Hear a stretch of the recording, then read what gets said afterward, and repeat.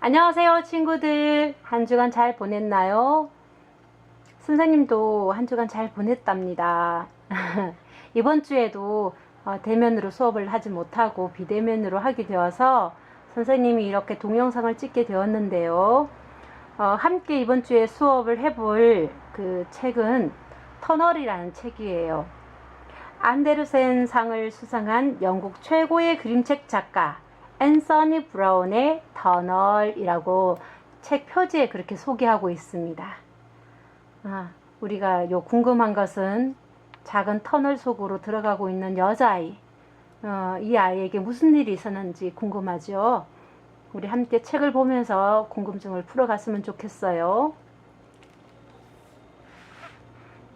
속지를 열었는데 두 개의 서로 다른 느낌의 벽이 보여요. 한쪽 벽은 꽃그림에 또 수풀이 우거진 부드러운 곡선의 벽지가 있는가 하면, 이쪽 벽에는 각지고 일정한 크기의 각진 그런 벽돌, 단단한 딱딱한 느낌의 그런 벽돌이 그림이 그려져 있네요. 이 둘은 무엇을 의미하는 걸까요?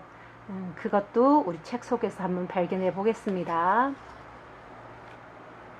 터널, 앤서니 브라운 글 그림, 장미란 옮김, 논장 출판사. 어느 마을에 오빠와 여동생이 살았어요. 둘은 비슷한 데가 하나도 없었어요. 모든 게 딴판이었죠. 동생은 자기 방에 틀어박혀 책을 읽거나 공상을 했어요. 오빠는 밖에 나가서 친구들과 웃고 떠들고 공놀이를 하고 뒹굴며 뛰어놀았고요. 밤이면 오빠는 곤히 잠들었지만 동생은 말똥말똥 깨어 있었죠. 밤에 들려오는 모든 소리에 귀를 기울이면서 이따금 오빠가 살금살금 다가와 동생을 깜짝 놀라게 하기도 했어요. 동생은 깜깜한 밤을 너무너무 무서워했거든요. 맞아요, 친구들. 우리가 속지에서 받는 그 그림, 이 예쁜 꽃과 수풀과 부드러운 곡선의 이 벽지는 바로 여동생의 부드럽고 예민하고 그런 여성적인 그런 여동생을 표현한 것이었고, 이렇게 각지고 딱딱하고 이런 그 모습은, 강직한 모습은 바로 오빠의 모습을 표현한 것이었어요.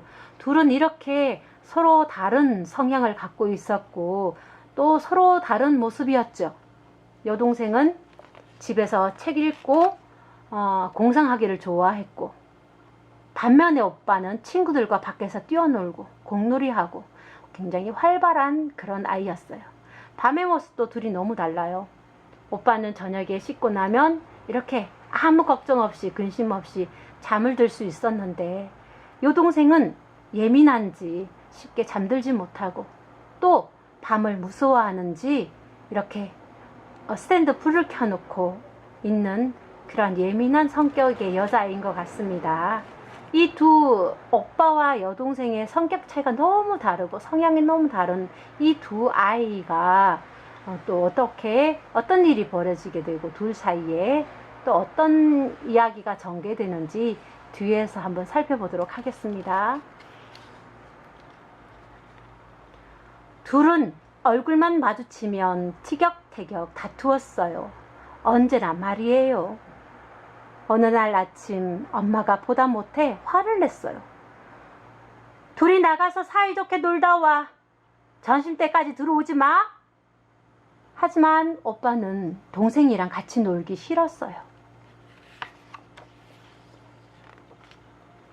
둘은 쓰레기장으로 갔어요. 오빠가 투덜거렸어요. 왜 따라왔어? 동생이 말했어요. 누가 오고 싶어서 왔어? 나도 이렇게 끔찍한데 오기 싫어. 너무 무섭단 말이야. 오빠가 놀렸어요. 아유, 겁쟁이, 뭐든지 무섭대. 오빠는 혼자서 여기저기 살피러 다녔어요.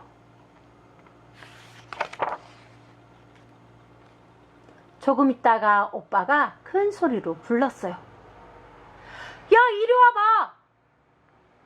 동생은 조심스레 오빠가 있는 데로 다가갔어요. 이것 봐, 터널이야. 저 끝에 뭐가 있는지 알아보자. 싫어. 마녀가 있을지도 몰라. 아니면 괴물이. 터널 속에 뭐가 있을지 모르잖아. 오빠는 동생을 비웃었어요. 징징거리지 좀 마, 어린애처럼. 동생은 영 내키지 않았어요. 엄마가 점심때까지 오랬는데.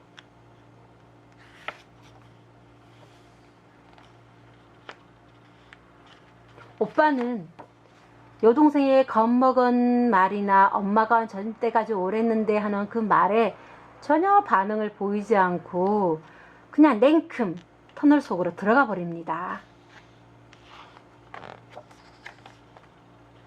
동생은 터널이 무서워서 터널 밖에서 오빠가 나오기만 기다렸어요. 하지만 아무리 기다려도 오빠는 나오지 않았어요. 동생은 금방이라도 울음이 터질 것만 같았어요. 어쩌면 좋죠? 동생은 할 수 없이 오빠를 찾아 터널 속으로 들어갔어요. 우리 친구들, 이 여자아이가 가장 겁냈던 건 뭐예요?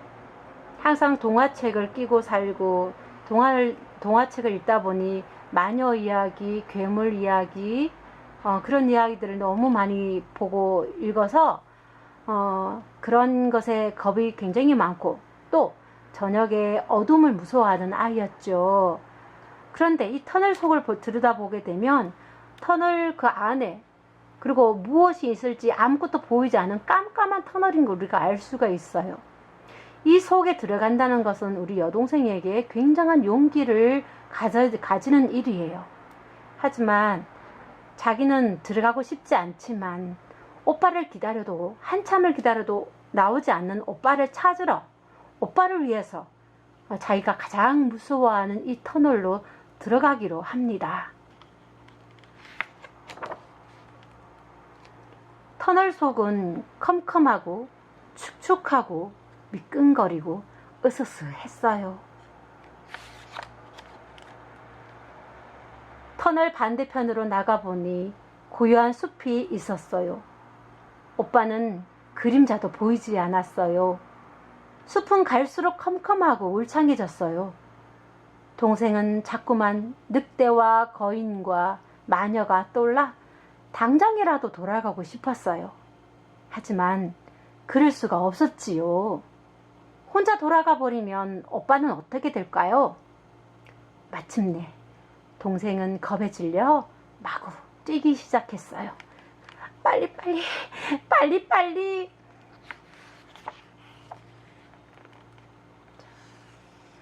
우리가 이 그림 전체에서 글자도 하나 없는 이 그림에서 우리 이 여동생의 두려움, 공포, 그 대상을 우리가 알 수 있습니다.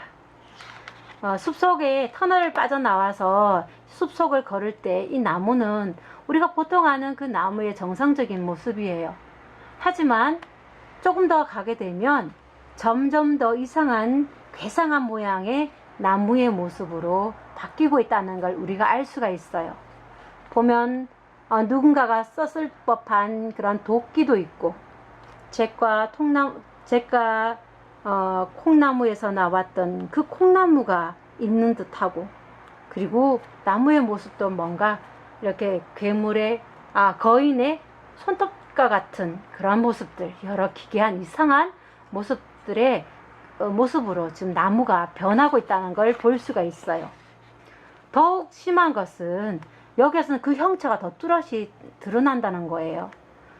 무언가 살쾡이 같은 동물, 멧돼지 같은 동물, 그리고 누군가가 지켜보고 있는 듯한 저 눈빛, 그리고 여기 뭔지 알 수 없는 저런 조그만 오두막집.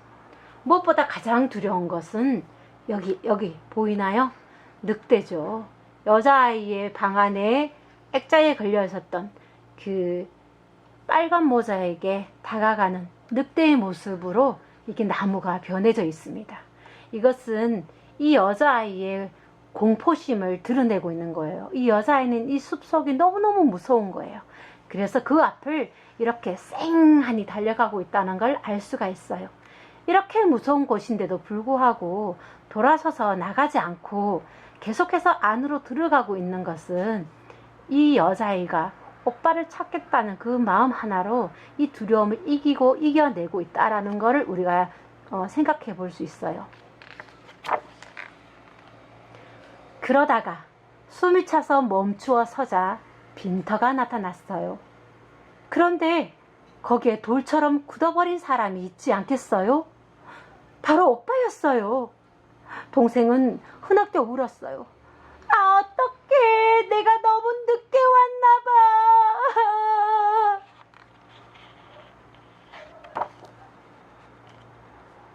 동생은 차갑고 딱딱한 돌을 와락 껴안고 울었어요. 그러자 돌은 조금씩 색깔이 변하면서 부드럽고 따뜻해졌어요. 돌이 조금씩, 아주 조금씩 움직이더니 어느새 오빠로 바뀌었어요.